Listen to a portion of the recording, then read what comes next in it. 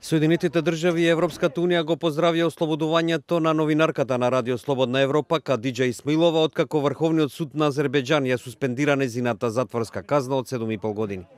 Ви благодарам за поддршката, ја продолжувам работата како новинар, изјави таа. Кадиџа Исмаилова беше затворена во 2014 година за известување во врска со корупцијски сделки на семејството на азербеџанскиот председател Илхам Алиев.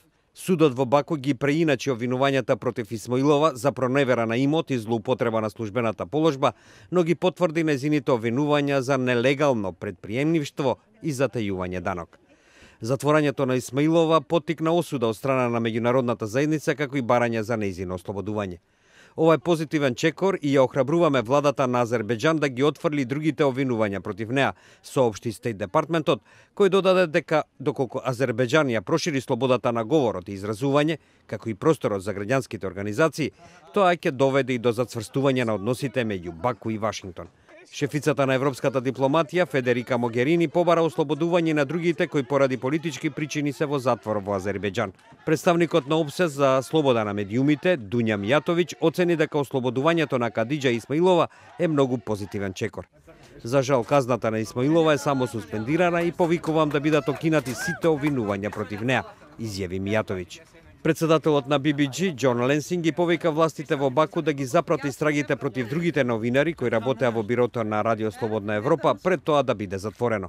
Ова е голем ден за Кадиџа, за сите новинари и за слободата на говорот, на секаде оцени главниот уредник на Радио Слободна Европа Ненад Пејич.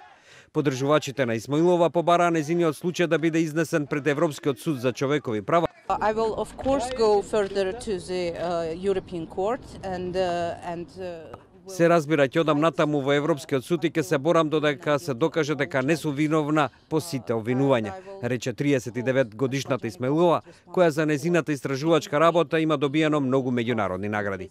Поранешната Советска република Азербеџан, веднаш по распаѓањето на Советскиот сојуз, е управувана од семејството Алиев, најпрвен од Хајдар, а потоа од неговиот син и сегашен председател Илхам. Во последните неколку години властите ги заострија мерките против независните медиуми, граѓанските здруженија и опозицијските политичари. Во годинашниот извештај за слободата на медиумите, Freedom House го рангира Азербеџан на 189-то место од 199 земји во светот.